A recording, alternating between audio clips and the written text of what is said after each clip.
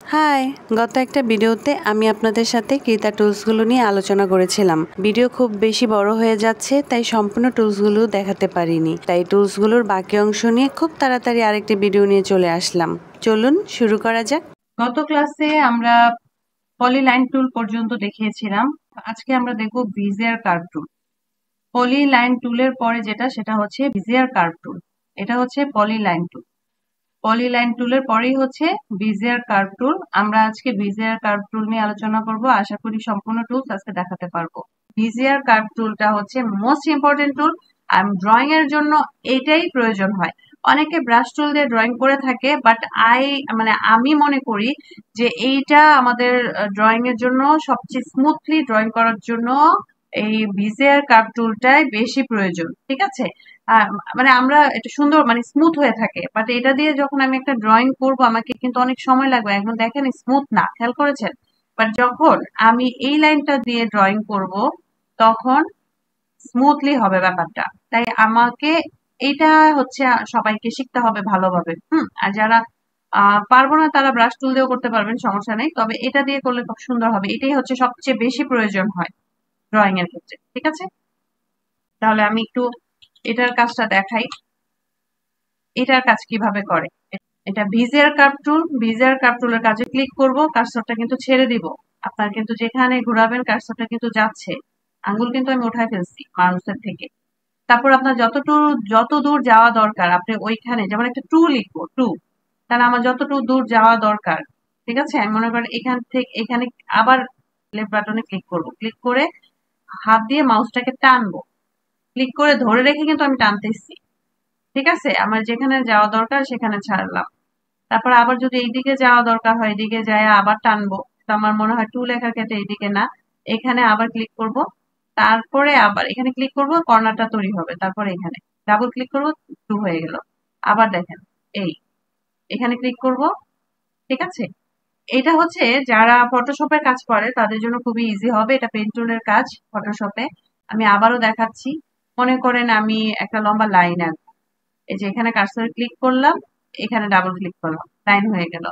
তো মনে করে আমি একটা বক্স আঁকবো। এটা ক্লিক, এখানে ক্লিক, এখানে ক্লিক, এখানে ক্লিক, এখানে ডাবল ক্লিক, হয়ে গেল। এইবার হচ্ছে মনে করেন আমি এটা একটা বৃত্ত আঁকবো। তাহলে এখানে এই যে এভাবে এই বৃত্তটা কিভাবে আঁকবো এটা একটু আলোচনা করি। কার্সরটা লেফট বাটনে ক্লিক করলাম একবার, ক্লিক করে দ্বিতীয় যেখানে ওখানে ক্লিক করে কিন্তু কার্সরটা ছাড়া যাবে না। লেফট বাটনে ক্লিক করে ধরে আমার মতো করে এটা গোল হওয়া পর্যন্ত এটা ঘোরাবো। ঘোরাবো, ক্লিক করে রাখছি, আমি ছাড়ি নাই। তারপরে যেখানে আসছে সেখানে থেমে যাব। থামার পরে আপনি রাউন্ড করেন, আবার রাউন্ড করে আবার ক্লিক করে ঘোরাবো। তারপর আবার থেমে যাব। তারপরে ক্লিক করে ঘোরাবো। তারপরে থেমে যাব। ঠিক আছে, ব্যাপারটা হচ্ছে আর যখন ছেড়ে দিব তখন ডাবল ক্লিক। এটা যখন পারবো তখন তারপর আমি একটা ঢেউ আঁকি। এটা যে পারবে, এটা যে পারবে সে তার জন্য ড্রয়িং অনেক ইজি হবে। এটা ঢেউ আঁকি। এই যে ক্লিক করলাম, তারপরে একটা ঢেউ আঁকতেছি, তাই না? কার্সরটা কিন্তু আমি ক্লিক করে রাখছি, এখনো ছাড়ি নাই। প্রথম কার্সর ক্লিক করে ছেড়ে দিল, এখানে এসে কার্সর ক্লিক করে ছাড়ি নাই, যে এখন ছাড়বো। বা ঢেউ আঁকার জন্য আমার এত নিচে যাওয়া যাবে না, তাই আমি এটা উপরে নিয়ে গেলাম। ঠিক আছে, উপরে নিয়ে এই যেখানে কার্সরের শেষ সেখানে যায় আমি ক্লিক করলাম একটা। ক্লিক করলে হবে কোনা। আর যদি আমি ক্লিক না করি, এই যে ক্লিক, তারপর এখান থেকে ক্লিক করে ধরে রেখে ঘোরালাম। আবার ক্লিক করব না, ক্লিক করলে কোনা হবে। আবার ঘোরালাম, এই ক্লিক করে ধরে রেখে। আবার এখন নিচের দিকে আসতে হবে, তাই আবার নিচের দিকে আসলাম। এবার আইসা আবার ক্লিক করব, ক্লিক করে ধরে রেখে আবার ঘোরাবো। হ্যাঁ, তারপর আবার উপর দিকে নিচের দিকে আসতে হবে, তাই এভাবে আবার ক্লিক করে ধরে ড্র্যাগ করব, মাউসটাকে ড্র্যাগ করব। আবার ক্লিক করে ধরে মাউসটাকে ড্র্যাগ করব, আবার ক্লিক করে ধরে মাউসটাকে ড্র্যাগ করব। বাট যদি ব্যাপারটা এরকম হয় যে এখানে ক্লিক করলাম, এভাবে ক্লিক করে এখানে ক্লিক করলাম, তাহলে আবার এভাবে ক্লিক করে এখানে ক্লিক করলাম, তাহলে ব্যাপারটা হবে এরকম। ঠিক আছে, ক্লিক করলে কোনা হবে। ওকে। আর যদি ব্যাপারটা এরকম হয় ঢেউ, তাহলে এই যে ক্লিক করে ঘুরাবো, আবার ঘুরাই দিয়ে এভাবে ক্লিক করে, আবার ঘুরাই দিয়ে এভাবে ক্লিক করে, ক্লিক করে টানবেন, আপনার কার্সরটা এইভাবে যাবে। আবার ক্লিক করে, ঠিক আছে, তাহলে হবে ঢেউ। এটা কিন্তু কোনা হচ্ছে না। কোনা করতে গেলে আমি আবারও বলতেছি, আমি এখানে ক্লিক করলাম, দেন আমার এই যে, ঠিক আছে, এটা ক্লিক করে কিন্তু আমার পছন্দ মতো জায়গায় গেলাম। তারপর এখন কাজটা ছেড়ে দিয়ে আমি আমার পছন্দ মতো জায়গায় গিয়ে আবার ক্লিক করে ঘোরাচ্ছি। এখন আমার উপর দিক থেকে নিচের দিকে আসতে হবে, তাই আবার ক্লিক করে নিচের দিকে যাচ্ছি। ঠিক আছে, আবার নিচ থেকে উপরে যেতে হবে, আবার এখান থেকে ক্লিক করে উপরের দিকে যাচ্ছি। আমি জানি না আমি বুঝাইতে পারছি কিনা, আপনারা এটা প্র্যাকটিস করবেন, প্র্যাকটিস করলে ক্লিয়ার হয়ে যাবে। ভিজিয়ার কার্ভ টুলের পরে আছে হচ্ছে ফ্রি হ্যান্ড পাথ টুল। ফ্রি হ্যান্ড পাথ টুলের কাজও কিন্তু সেম। হ্যাঁ, এটাও আপনি ড্রয়িং এর ক্ষেত্রে ব্যবহার করতে পারবেন। ফ্রি হ্যান্ড পাথ টুলের কাজটা কিরকম আমরা একটু দেখি। আমরা যেমন ব্রাশ টুলে কাজ করে থাকি, ব্রাশ টুলে যে কিছু ড্রয়িং করি, সেম ফ্রি হ্যান্ড পাথ টুলের কাজটাও সেম। আপনি ফ্রি হ্যান্ড পাথ টুলে সিলেক্ট করে যখন কাজ করবেন তখন দেখা যাচ্ছে এই যে দেখেন, ঠিক আছে, ফ্রি হ্যান্ড পাথ টুল। এখন এখানে একটা পার্থক্য আছে। পার্থক্যটা কি? পার্থক্যটা কি হচ্ছে, আপনি একটু খেয়াল করে দেখবেন যে আপনারা নিজেরা যখন প্র্যাকটিস করবেন হয়তো ক্লিয়ার স্ক্রিনে কতটা বুঝতে পারছেন জানি না। এই যে দেখেন ব্রাশ টুল দিয়ে আমি একটা বৃত্ত আঁকলাম। হ্যাঁ, ব্রাশ টুলের বৃত্তটা দেখেন আঁকার পরে এটা কিন্তু আঁকা বাঁকা মানে দেখা যাচ্ছে একটু আঁকা বাঁকা আছে, মানে স্মুথ না। ঠিক আছে, এখন আমি ফ্রি হ্যান্ড পাথ টুলে যাই। ফ্রি হ্যান্ড পাথ টুল দিয়ে আমি একটা বৃত্ত আঁকি, সেম। ওকে, সেম আঁকলাম, দেখেন এটা কিন্তু স্মুথ হয়ে গেছে। আপনি যখন ছেড়ে দিলেন, ফ্রি হ্যান্ড পাথ টুল দিয়ে এঁকে যখন আপনি ছেড়ে দিলেন, ছাড়ার সাথে সাথে একদম স্মুথ। তো মানে আপনারা স্ক্রিনে দেখতে পাচ্ছেন, বুঝতে পাচ্ছেন কিনা জানি না, দেখেন অনেক স্মুথ হয়ে গেছে জিনিসটা। তো এখন দেখেন আমি যখন ব্রাশ টুল দিয়ে করছি, ব্রাশ টুল দিয়ে যখন করছি তখন ব্যাপারটা কিরকম হচ্ছে, তখন হচ্ছে ঠিক এইরকম, একটু আঁকা বাঁকা আছে। আর যদি ফ্রি হ্যান্ড পাথ টুল দিয়ে করি, ফ্রি হ্যান্ড পাথ টুল দিয়ে করার পর যখন আপনি কাজটা ছেড়ে দিবেন, দেখেন সাথে সাথে স্মুথ হয়ে গেছে, অটো। হ্যাঁ, এটা অটো তারা স্মুথটা নিয়ে নেয়। আমি আরো আরো আরো একবার দেখাই, এই যে কাছে থেকে দেখাচ্ছি, দেখেন মানে কিরকম আঁকা বাঁকা আছে, বাট এটা দেখেন ফ্রি হ্যান্ড পাথ টুলে কোনো আঁকা বাঁকা নেই, স্মুথ হয়ে গেছে। এটা দিয়েও আপনারা ড্রয়িং করতে পারবেন, অনেক সুন্দর করে ড্রয়িং করতে পারবেন। ওকে, আমি আবারও আঁকছি, দেখেন এই যে ছেড়ে দেওয়ার পর স্মুথ হয়ে গেছে। আরো কাছে থেকে আঁকি, ছেড়ে দেওয়ার পর স্মুথ হয়ে গেছে। ঠিক আছে, বুঝতে পেরেছেন কিনা জানি না। তারপর আমি আরেকবার দেখাই ব্রাশ টুলে। ব্রাশ টুলে হচ্ছে দেখেন ছেড়ে দিয়ে যেভাবে আঁকি ঠিক এরকম আঁকা বাঁকা থাকবেই। আর ফ্রি হ্যান্ড পাথ টুলে যখন আঁকবেন, আঁকার পরে যখন আপনি কার্সরটা ছেড়ে দিবেন তখন এটা স্মুথ অটো হয়ে যাবে, এটা অটো নিয়ে নিবে তারা। ঠিক আছে, এখন এই হচ্ছে আমাদের ফ্রি হ্যান্ড পাথ টুলের কাজ। এটা দিয়েও আমরা ড্রয়িং করতে পারবো। আমাদের হচ্ছে ড্রয়িংটা আমরা সেই ব্রাশটাই সিলেক্ট করব যেটা দিয়ে আমাদের স্মুথ ড্রয়িং হবে। হ্যাঁ, যেই টুলটাই সিলেক্ট করব আমাদেরকে বুঝে নিতে হবে কোনটা দিয়ে স্মুথ ভাবে ড্রয়িংটা হয়। হ্যাঁ, তো আমার এটা দিয়ে যেহেতু স্মুথ ড্রয়িং হয়, আমি ডেফিনেটলি এটা ট্রাই করবো। এবং ভিজিয়ার কার্ভ টুল, এই দুইটা দিয়ে খুব স্মুথলি আপনি ড্রয়িং করতে পারবেন। তারপর আছে হচ্ছে ডাইনামিক ব্রাশ টুল। ডাইনামিক ব্রাশ টুলটা সিলেক্ট করলাম। ডাইনামিক ব্রাশ টুলের কাজ কি? ডাইনামিক ব্রাশ টুলের কাজও সেম। আপনাদের ড্রয়িং করার ক্ষেত্রে ব্যবহার করা হয়। ডাইনামিক ব্রাশ টুলের কাজও ড্রয়িং ক্ষেত্রে, দেখেন ড্রয়িং করার ক্ষেত্রে ব্যবহার করা হয়। দেখেন আমি ব্রাশ টুল দিয়ে করছি একটা, আমি আরো একটু বড় করে একটা বৃত্ত আঁকি। ব্রাশ টুল দিয়ে এই যে বৃত্তটা আঁকলাম। আর হচ্ছে ডাইনামিক ব্রাশ টুল দিয়ে একটা বৃত্ত আঁকি। তো ডাইনামিক ব্রাশ টুলের কাজটা দেখেন ব্রাশ টুলের চেয়ে একটু স্মুথ আছে, খেয়াল করেছেন? হ্যাঁ, ব্রাশ টুলের চেয়ে স্মুথ আছে। হ্যাঁ, এটা দিয়েও আপনারা ড্রয়িং করতে পারবেন। আর হচ্ছে এটা হচ্ছে ফ্রি হ্যান্ড পাথ টুল, যেটা সেটা হচ্ছে অটো নিয়ে নিচ্ছে। এই যে এটা দিয়ে আমি আঁকি, দেখেন এটা দিয়ে আঁকি, এটা দিয়ে ডাইনামিক ব্রাশ টুলের পাশে দেখেন এটা সবচেয়ে বেশি স্মুথ। আপনারা নিজেরাই প্র্যাকটিস করবেন, করে দেখবেন যে আপনার কাছে কোনটা বেশি ইজি মনে হয় ড্রয়িং এর জন্য, আপনারা সেটাই ইউজ করবেন। আমি ইউজ করি হচ্ছে ভিজিয়ার কার্ভ টুল এবং হচ্ছে ফ্রি হ্যান্ড পাথ টুল। হ্যাঁ, কখনো কখনো আমি ডাইনামিক ব্রাশ টুল দিয়েও টুলটাও ইউজ করে থাকি। ঠিক আছে, কিন্তু ব্রাশ টুল দিয়ে আমি ড্রয়িং করি না সাধারণত। ব্রাশ টুল দিয়ে আমি মোছামুছি এগুলোর ক্ষেত্রে ব্যবহার করে থাকি। হ্যাঁ, এখন মূলত ড্রয়িং এর ক্ষেত্রে যেটা স্মুথ হবে, স্মুথলি ড্রয়িং হবে, আমরা সেই টুলটাই ইউজ করব। ঠিক আছে, তাহলে আমরা পার্থক্য বোঝাতে পেরেছি। এটা হচ্ছে মানে কি বলে ফ্রি হ্যান্ড পাথ টুল। ঠিক আছে, আর এটা হচ্ছে ডাইনামিক। দেখেন এটা অনেক স্মুথ, এটা কিছুটা স্মুথ, এবং এটা হচ্ছে আঁকা বাঁকা। বুঝতে পেরেছেন? এই হচ্ছে পার্থক্য। এটা হচ্ছে ভিজিয়ার কার্ভ টুল। হ্যাঁ, এখানে যখন কার্সর রাখবেন তখনই দেখা যাবে এটা ভিজিয়ার কার্ভ টুল। এটার নামটা কি? এটার মধ্যে যখন কার্সর রাখবেন ফ্রি হ্যান্ড পাথ টুল, আর এটা যখন এটা হচ্ছে ফ্রি হ্যান্ড পার্ট টুল। আর আমি ফ্রি হ্যান্ড পার্ট টুলটা সিলেক্ট করলাম, ড্রয়িংটা করার পর দেখেন এখন কিন্তু আঁকা বাঁকা আছে, যখন কাজটা ছেড়ে দিব স্মুথ হয়ে গেছে। ঠিক আছে। আর এটা হচ্ছে ডাইনামিক ব্রাশ টুল। ডাইনামিক ব্রাশ টুলের কাজ কি? ডাইনামিক ব্রাশ টুলের কাজ সেম। আপনি যখন আঁকবেন এটা ব্রাশ টুলের চেয়েও স্মুথ হয়।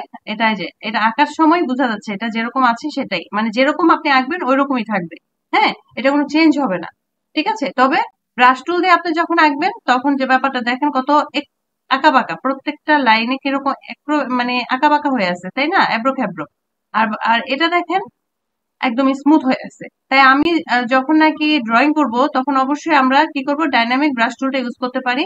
এটা স্মুথলি ড্রয়িং হবে এবং যেরকম আঁকবেন আপনি ওরকমই থাকবে, এটা চেঞ্জ হবে না। কিন্তু যখন আপনি ফ্রি হ্যান্ড পার্ট টুলে ক্লিক করে কোনো ড্রয়িং করবেন তখন হচ্ছে আপনার আঁকার সময় একরকম থাকবে, আঁকার পরে দেখেন এটা স্মুথলি নিয়ে নিবে। ঠিক আছে। তাহলে সবচেয়ে বেশি স্মুথ হচ্ছে ফ্রি হ্যান্ড পার্ট টুল। ওকে। তো ফ্রি হ্যান্ড পার্ট টুলটা ড্রয়িং করার ক্ষেত্রে আমরা বেশি ইউজ করতে পারি না কেন?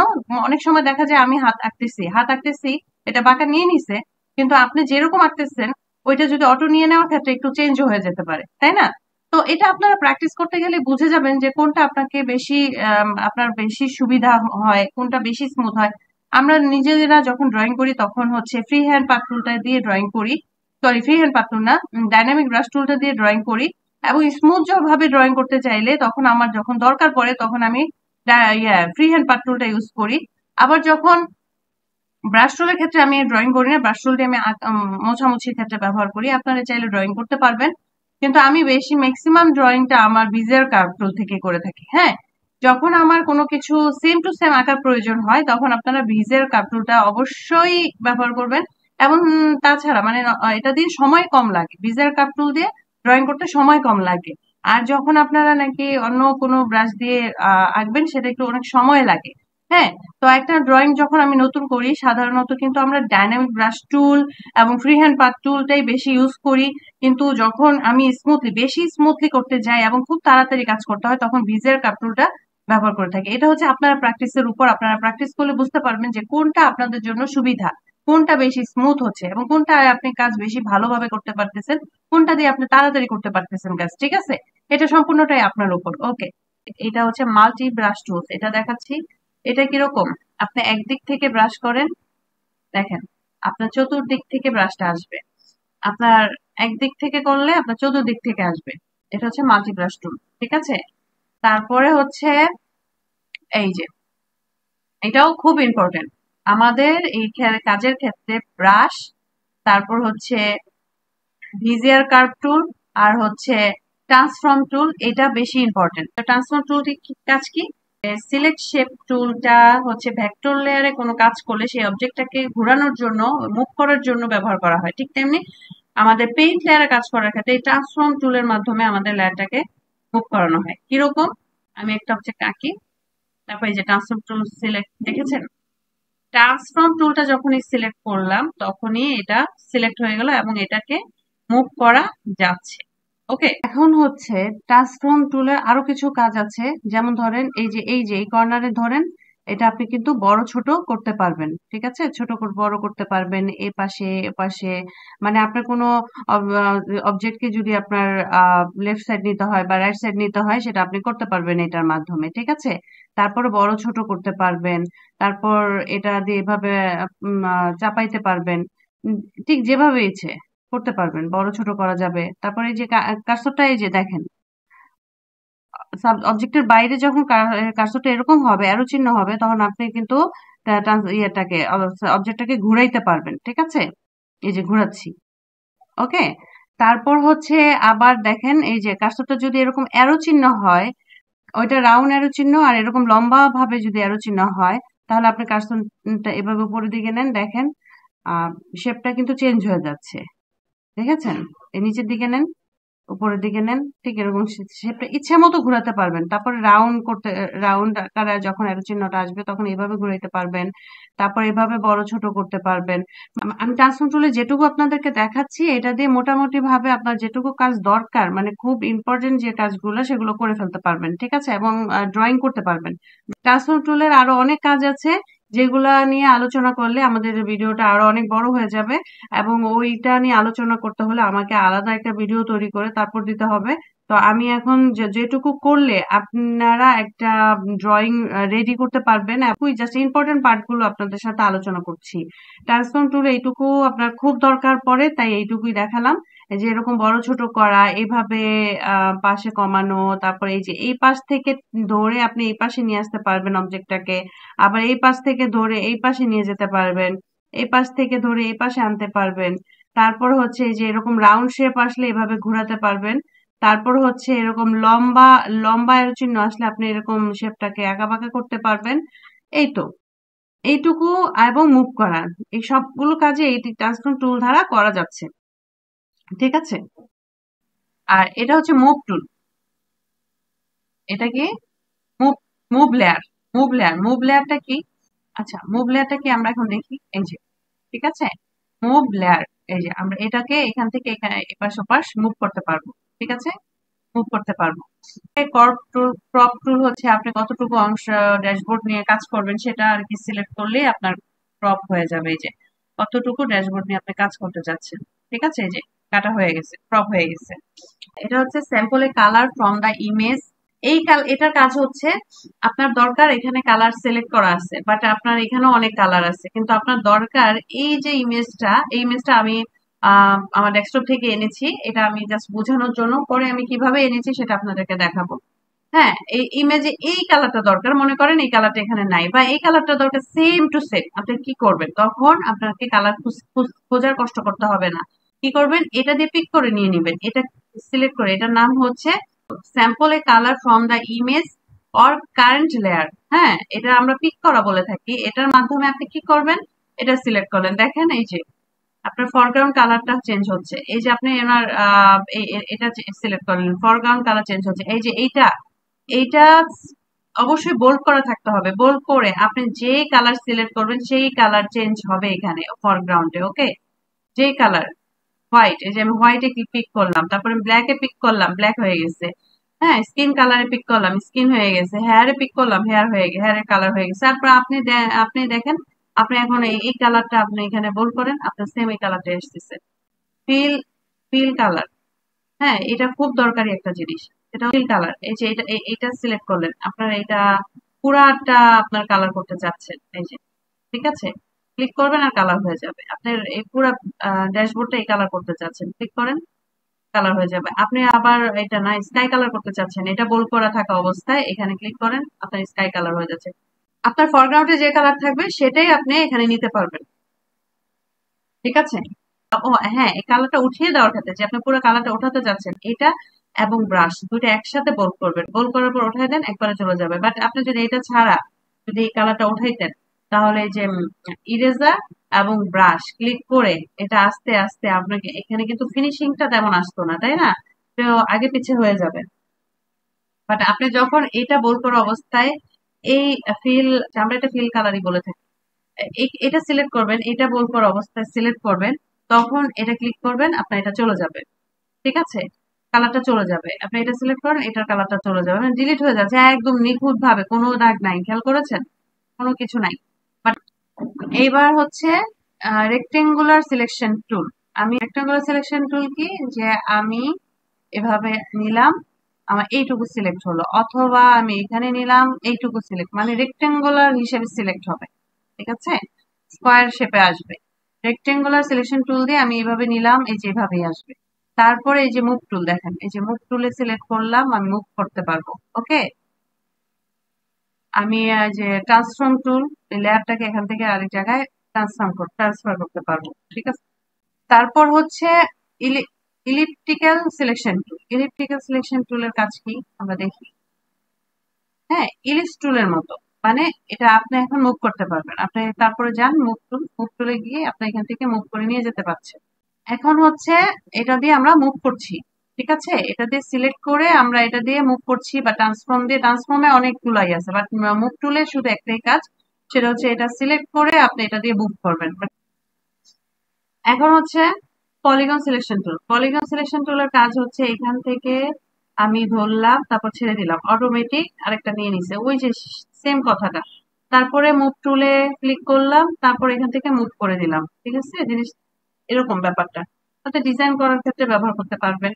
তারপর হচ্ছে line selection tool, free hand selection, মানে নিজের মনের মাধুরী মিলায় আপনি এটা করতে পারবেন। আর এটাই সবচেয়ে ইম্পর্টেন্ট টুল, এই যে ফ্রি হ্যান্ড সিলেকশন টুল, এটা সবচেয়ে ইম্পর্টেন্ট টুল। কি কেন? আপনার এখান থেকে যতটুকু দরকার আপনি নিজের মতো করে সিলেক্ট করলেন, দেন আপনি এখান থেকে মুভ করলেন, অথবা নিজের মতো করে সিলেক্ট করলেন, দেন ডিলিটে প্রেস করলেন, ডিলিট, অথবা আপনি নিজের মতো সিলেক্ট করলেন, দেন এখান থেকে ডিলিট করে দিলেন, অথবা নিজের মতো সিলেক্ট করলেন, ট্রান্সফর্ম টুলের মাধ্যমে মুভ করে দিলেন। ঠিক আছে, মানে আপনার মতো করে, এটাই বেশি প্রয়োজন হবে, যখন কাজ করবেন তখন বুঝতে পারবেন। এটা হচ্ছে ফ্রি হ্যান্ড। যখন কোনো কিছু সিলেক্ট করা থাকবে তখন এই ফ্রি হ্যান্ড সিলেক্ট টুলে ক্লিক করে বাইরে ক্লিক করবেন, একটা ক্লিক, তাহলে আপনার সিলেক্ট করা কেটে যাবে। আর যদি সিলেক্ট যেরকম করা থাকে, আপনি এই অবস্থায় এই যে কার্সরটা আসছে, এইভাবে আপনি এই সিলেক্ট টুলটাকেও মুভ করাতে পারবেন। ঠিক আছে, হ্যাঁ, এই যে অপশনটা এইভাবে আসবে, আপনি দেখেন কার্সরটা এরকম হলে কিন্তু মুভ করাতে পারবেন না। কার্সরটা ভিতরে আনার পর এই এই মানে সিলেক্ট কৃত জায়গায় আনার পর আপনার কার্সরটা দেখতে এরকম যখন হবে তখন আপনারা এটা মুভ করাইতে পারবেন। আর হচ্ছে কার্সরটাকে বের করে দিতে চাচ্ছেন, আপনি এখন কাজ করতে চাচ্ছেন, আপনি যত কাজই করেন আপনার এই সিলেক্টকৃত জায়গায় কাজ হবে, বাইরে কিন্তু আপনি কাজ করতে পারবেন না সিলেক্ট থাকা অবস্থায়। তাই এটাকে কার্সরটাকে সরাইতে হলে আপনাকে বাইরে একটা আলাদা ক্লিক করতে হবে, একটা ক্লিক করলে কার্সরটা চলে যাবে। আর এটা হচ্ছে কন্টিজিউয়াস কন্টিজিউয়াস সিলেকশন টুল, এটা দিয়ে সিলেক্ট করলে আপনার, সরি, এটা সিলেক্ট করলে আপনার পুরাটা সিলেক্ট হয়ে যাচ্ছে। দেখেন পুরা একদম ড্যাশবোর্ড সহ পুরাটা কিন্তু সিলেক্ট হয়ে গেছে, খেয়াল করছেন? পুরাটা সিলেক্ট হয়ে যাচ্ছে। যখন আপনি বেরিয়ে যেতে চাচ্ছেন তখন এটা ক্লিক করে ফ্রি হ্যান্ড সিলেকশন টুলে ক্লিক করে বাইরে ক্লিক করবেন, চলে যাবে। ঠিক আছে, শেষ। তারপর আছে এখানে জুম, এটা হচ্ছে জুম টুল। জুম টুলে যখন ক্লিক করবেন, এটা যে প্লাস যখন থাকবে তখন এটা বড় হবে। জুম টুলে যখন করবেন, দেখেন আপনার কিন্তু বড় হচ্ছে। এটা হচ্ছে যত প্লাসে ক্লিক করবেন বড় হবে। আর আমি কার্সরে স্ক্রল করে উপর নিচ করলেও কিন্তু এটা বড় হয়। আর এভাবে ক্লিক করলেও এটা জুম হচ্ছে। ঠিক আছে, এবার তারপর হচ্ছে এই যে পেন টুল। পেন টুলের কাজ কি? আপনি পেন টুল সিলেক্ট করেন, পেন টুলে যে হাত আসবে, হাত আস মানে হচ্ছে আপনি এভাবে চাপ দিয়ে, মানে কার্সরের লেফট বাটনে ক্লিক করে আপনি অবজেক্ট মানে ড্যাশবোর্ডটাকে কিন্তু নাড়াইতে পারতেছেন। দেখেন আমি একটু করে দেখাই, ড্যাশবোর্ডটাকে আপনার ইচ্ছা মতো আপনি ঘুরাই নিতে পারতেছেন। কাজের ক্ষেত্রে এটা খুবই দরকারি একটা জিনিস, দরকারি একটা টুল। যখনই একটা কাজ করবেন আপনার ড্যাশবোর্ড উপর নিচ করার ক্ষেত্রে আপনার এটা কিন্তু ব্যবহার করতে হবে। ঠিক আছে, এটা কিন্তু আপনার ব্যবহার করতে হবে। তাই এটা সিলেক্ট করার পর আবার এটার কাজ আরেকটা জায়গায় করা হয়, সেটা কি? আপনি মনে করেন এখানে আছে, এই মুহূর্তে আপনার ড্যাশবোর্ডটাকে নাড়ানো দরকার, কিবোর্ডে স্পেস বারে চাপ দিলেও আপনার এই কাজটা চলে আসছে, তখন আপনি কিন্তু নাড়াতে পারছেন। কিবোর্ডে স্পেস বারে দিলে এটা আসবে, এবং মাউসের লেফট বাটন চাপ দিয়ে যখন ক্লিক করে এটা নাড়াবেন। ঠিক আছে, আর এইদিকে হচ্ছে এটা ক্লিক করলে এখানে মাউসের লেফট বাটনে ক্লিক করে নাড়াবেন, তখন আপনার কিবোর্ডের স্পেস বার চাপ দিতে হবে না। আর যদি আপনি এটা সিলেক্ট করা না থাকে, এদিকে থাকেন, তখন কিবোর্ডের স্পেস বার চাপ দিয়ে মাউসের লেফট বাটনে ক্লিক করে এই ড্যাশবোর্ডটাকে আপনি নাড়াতে পারবেন। এই হচ্ছে আমাদের টুলবার। টুলবার নিয়ে আমাদের আলোচনা হলো। আশা করি সবাই টুলবার সম্পর্কে ধারণা পেয়েছেন এবং আপনারা টুলস গুলা নিয়ে কোনো সমস্যা হবে না, টুলস গুলো আপনারা বুঝতে পারছেন। আমি মনে করি যে যেগুলো খুবই ইম্পর্টেন্ট সেগুলো আপনাদেরকে দেখাতে পারলাম। এখানে কালার ব্যাপারেও আমি আপনাদের আলোচনা করেছিলাম, এই যে এখানের অপশন গুলা নিয়ে আপনাদের সাথে আলোচনা করতে হবে, তাই আমি আবার এটা নিয়ে একটু ধারণা দিয়ে দিচ্ছি। এটা হচ্ছে লেয়ার, এটা লেয়ারে ক্লিক করলে এই যে দেখেন এগুলো প্রত্যেকটা এক একটা লেয়ার। এখন নতুন লেয়ার নিতে হলে আপনি এখানে প্লাসে ক্লিক করবেন, নতুন নতুন লেয়ার ক্রিয়েট হবে। এবং এখানে আপনি যেটাতে এই যে আই বাটনটা, এটাকে আমরা আই বাটন বলে থাকি, আই বাটনটা যখন এরকম করা মানে ক্লিক করা থাকবে, মানে এরকম থাকবে, তখন আপনার যেমন প্রত্যেকটা লেয়ার আমি দেখাচ্ছি, এটাতে গিয়ে আমি এই লেয়ারটা অফ করি, এই লেয়ারটা যে দেখেন এটা যখন আমি অফ করে দিচ্ছি তখন কিন্তু এই যে নাই, আমার এখানে নাই। কিন্তু এই যে ক্লিক করা অবস্থা আপনার লেয়ার এটা অন করা আছে, বাট আপনি কাজ করতেছেন কিন্তু এইটাতে আপনি একটা খেয়াল করেন, গ্রিন করে দিয়ে আমি আপনাদেরকে দেখাই। ব্লু একটা ইলিপস এঁকে নিই। হ্যাঁ, এখন এটা আছে আপনার এই লেয়ারে, লেয়ার 5-এ, আর এটা এই ইয়েলোটা আছে লেয়ার 2-তে। তো লেয়ার 2 অফ করলে আপনার ইয়েলো চলে যাচ্ছে, আপনার কিন্তু ব্লুটা চলে যাচ্ছে না। আবার লেয়ার 5 অফ করলে কি বলে ব্লুটাও চলে যাচ্ছে। তাহলে লেয়ার 5-এ ব্লুটা আছে এই যে এটার মধ্যে। আর এখন আমি মনে করেন এটা অন করা আছে, কার্সর এখানে অন করা আছে এখানে, কার্সর এখানে, কার্সর এখানে মানে এই যে এই টিক চিহ্ন যেখানে কাজটা হবে সেখানে। এখন আপনি কিন্তু এখানে কাজ করতে পারবেন না, কেন? কারণ এটার কিন্তু আই বাটনটা অফ করা। তাই আই বাটন যখন অন করবেন তখন আপনি এখানে আঁকেন, কাজ হয়েছে। এখন এটা কোথায় আছে? এই টিক চিহ্নটা যেখানে থাকবে সেখানে কাজ হবে, তবে আই বাটন এভাবে অন থাকতে হবে। যদি আই বাটন অফ থাকে তাহলে কিন্তু আপনার কাজ হবে না। আই বাটন অন করে দেন কাজ করতে হবে। আর যদি আই বাটন অন আছে বা টিক চিহ্ন আছে কোথায়? এখানে, ঠিক আছে? তাহলে আপনার এখানেও আই বাটন অন আছে, এখানে এটা এটা উঠাই দিলাম। তাহলে আপনার কাজ হচ্ছে কিন্তু এখানে, এই এই লিস্টে, ঠিক আছে? সরি, এই লেয়ারে। তাহলে আমি দেখাই, আমি আগের লেয়ারটা অফ করে দিলাম, চলে গেল। এখনের লেয়ারটা অফ করে দিলাম, চলে গেল। ঠিক আছে? তাহলে আমাকে আমরা কি বুঝলাম? যখন এই লেয়ারটা অফ আছে, এখন এটাও অফ আছে বা অন আছে, দুইটাই আমার টিক চিহ্ন এখানে, ঠিক আছে? টিক চিহ্ন এখানে। তাহলে আমার কিন্তু আমি যে কাজ করি এইখানে দেখাবে না, এই পেজে কিন্তু দেখাবে না, দেখাবে লেয়ার 4-এ, লেয়ার 4-এ। তাহলে আমি আরেকটা কাজ করলাম, এটা হচ্ছে লেয়ার 4-এ চলে গেল। তো এখন লেয়ার কি বলে 5 অফ করলাম, লেয়ার 2 অফ করলাম, এবার লেয়ার 4। তো এখন আমার কাজ করা দরকার লেয়ার 2। অবশ্যই এটাতে আমার ক্লিক করে এই টিক চিহ্ন এখানে দিতে আসতে হবে এবং এটা অন করতে হবে আই বাটন। দেন আমি ইচ্ছা মতো কাজ করব। তারপর যখন আমার দরকার লেয়ার 4-এ কাজ করা, তখন এটাতে ক্লিক করতে হবে এবং এটার বাটনটা অন করতে হবে আর এটা অফ করে দিতে হবে। বা একসাথে অন রাখা অবস্থায় আপনি কাজ করবেন, কিন্তু যেই লেয়ারে কাজ করতে চাচ্ছেন সেই লেয়ারটা ক্লিক করে দিবেন এবং সেইখানে কাজ করবেন। আপনার এটা অন অফ করেন, দেখেন আপনার কাজটা কিন্তু 4 বাটনে রয়ে গেছে, মানে যেটা আই বাটন, যেটা টিক চিহ্ন থাকবে সেখানেই কাজ হবে। ঠিক আছে? এখনো যে এই লেয়ারে আপনি আর কাজ করতে চাচ্ছেন না, হ্যাঁ, এই লেয়ারটাকে মুভ করতেও চাচ্ছেন না, কাজও করতে চাচ্ছেন না, এখানে যে বাটনটা চাপ দিলে এটা লক হয়ে যাবে। আর যখন এটা লক হয়ে যাবে তখন কিন্তু আপনি কোনোভাবে এখানে কাজ করতে আর পারবেন না। ঠিক আছে? এটা কিন্তু আপনি আছেন এখানে, টিক চিহ্ন এখানে, বাট আপনি কিন্তু কাজ করতে পারছেন না, এটা লক করা। ঠিক আছে? আশা করি আমি বুঝাতে পেরেছি লেয়ার গুলো সম্পর্কে। এখন আসি অ্যানিমেশন টাইমলাইন। অ্যানিমেশন টাইমলাইন সম্পর্কে বুঝাতে আমরা আরেকদিন আরেকটা ক্লাসে ক্লিয়ার বুঝাবো। তারপর একটা শর্ট দিয়ে দিই। মনে করেন আমি আছি পেইন্ট লেয়ার 2-তে, আই বাটন অন করলাম, বাকিগুলা অফ করলাম। ঠিক আছে? এখন এই যে পেইন্ট লেয়ার 2-তে আমি কাজ করছি, এখন 0-তে আছে আমার ইয়েটা, সব আঁকা হয়েছে এখানে। পরের কি ফ্রেম, এটাকে প্রত্যেকটাকে এক একটা কি ফ্রেম বলে। তো পরের কি ফ্রেমে কাজ করতে হলে আমাকে কি করতে হবে? ফার্স্টে আমি আছি কোথায়? লেয়ার 2, এই যে paint layer 2, paint layer 2, tick button এখানে এবং আই বাটন এটা অন করা আছে এবং লক কিন্তু দেওয়া নাই। লক দেওয়া থাকলে কাজ করা যাবে না। তাহলে আমার এখন এখানে এইগুলাকে একটু নাড়াতে হবে। নাড়াইতে হলে আমি কি কি করতে হবে? এখানে আমি 1 লিখলাম, ঠিক আছে? 1 এটা দিয়ে লিখলাম। দেখেন আমি ভিজিয়ার যে কি বলে ভিজিয়ার কার্ভ টুলটা ইউজ করছি। ঠিক আছে? 1, এখন আমি 1 লিখলাম এখানে। তো এখানে 1 দেখাচ্ছে, সবগুলা লেয়ারে 1 দেখাচ্ছে, বাট আমি এখানে লিখতে চাচ্ছি 2 কি ফ্রেম, কি ফ্রেম 1-এ লিখতে চাচ্ছি 2। কিন্তু আমি এখানে যদি লিখি, দেখেন হচ্ছে মানে একই রকমই কিন্তু থাকছে, আমার আলাদা ফ্রেম কিন্তু হচ্ছে না। প্রত্যেকটা কি ফ্রেম কিন্তু আলাদা ফ্রেম। কিভাবে আলাদা ফ্রেম হবে?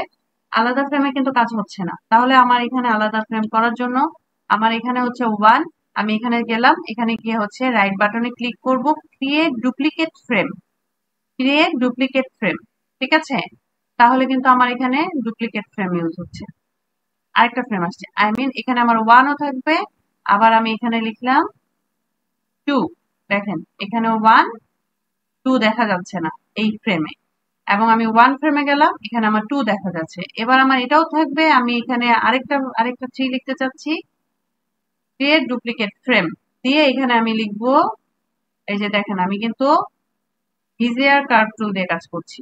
3, এখন দেখেন 1, 2, 3, ঠিক আছে? তারপর আমি আবার 4 এ যাচ্ছি। এখন আমি এখানে কোনো ডুপ্লিকেট ফ্রেম না নিয়ে 4 দিই। 4 দিলাম। দেখি 1 2 3 4 অটোমেটিক কিন্তু নিয়ে নিচ্ছে। আবার এখানে একটা 5 দিলাম, অটোমেটিক কিন্তু ফ্রেম হয়ে যাচ্ছে। 1 2 3 4 5 মানে আপনি যেই ফ্রেমেই যায় লিখবেন, প্রত্যেকটা বললাম না একটা আলাদা ফ্রেম। প্রথমটা ডুপ্লিকেট ফ্রেম নিয়ে নেওয়ার পর অটোমেটিক এগুলো হয়ে যাচ্ছে। হ্যাঁ, 6। এখন আমার দেখেন 1 2 3 4 5 6। এখন আরো একটি ব্যাপার আছে এখানে। এই যে এখানে একটা লাইটের মতো দেখা যাচ্ছে। আমি যদি এই লাইটটা অন করে রাখি, দেখেন লাইটটা অন করলাম, এই যে আমার এখানে কিন্তু লাইটটা অফ করলাম, এখানে কিন্তু আমার এই ফ্রেমে কি আছে এটা তো আমার এখানে দেখা যাওয়ার কথাই না, তাই না? এটা আলাদা একটা ফ্রেম। ওকে, এখানে দেখা যাচ্ছে না। কিন্তু যখন আমি লাইটটা অন করে দিলাম, এটা অন্য একটি কালারে বোল্ড হিসেবে দেখা যাচ্ছে, কারণ এটার পরে 2 আছে, এটা বুঝাই দিচ্ছে। এটা কিভাবে আছে? 2 তে গেলাম, এই যে 2। তারপর 3 তে গেলাম, 3। হ্যাঁ, 3 টা কালার হচ্ছে। 4 এ গেলাম, 4 ও দেখবেন ব্লু কালার হচ্ছে, 5 ব্লু কালার হচ্ছে, 6 ব্লু কালার হচ্ছে। এখন আমি আরেকটু বোঝানোর জন্য এখানে গেলাম 1, এই যে 2, আমি এখানে 1 টা কেটে দিব, 1 টা কেটে দিব, 2 এখানে আমি 2 টা কেটে দিব, 1 2 কেটে দিব। তারপরে এখানে আমি 1 2 3 কেটে দিব। তারপরে এখানে আমি 1 2 3 4 কেটে দিব।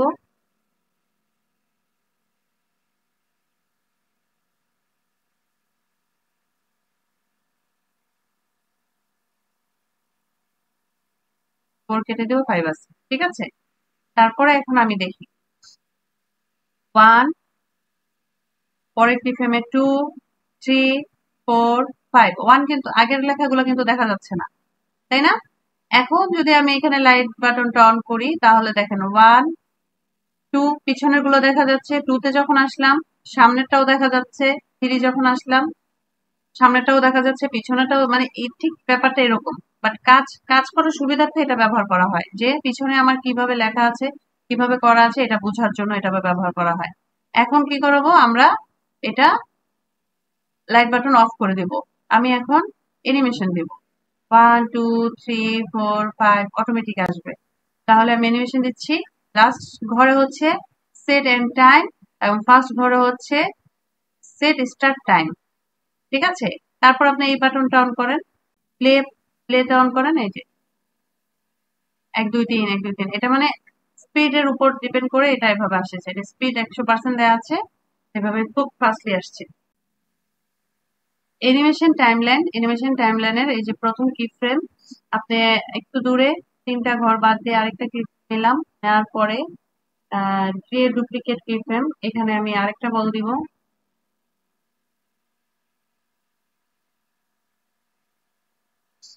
ঠিক আছে? তারপরে আরেকটু দূরে গিয়ে আরেকটা বল দিব, আরেকটু দূরে গিয়ে আরেকটা বল দিব।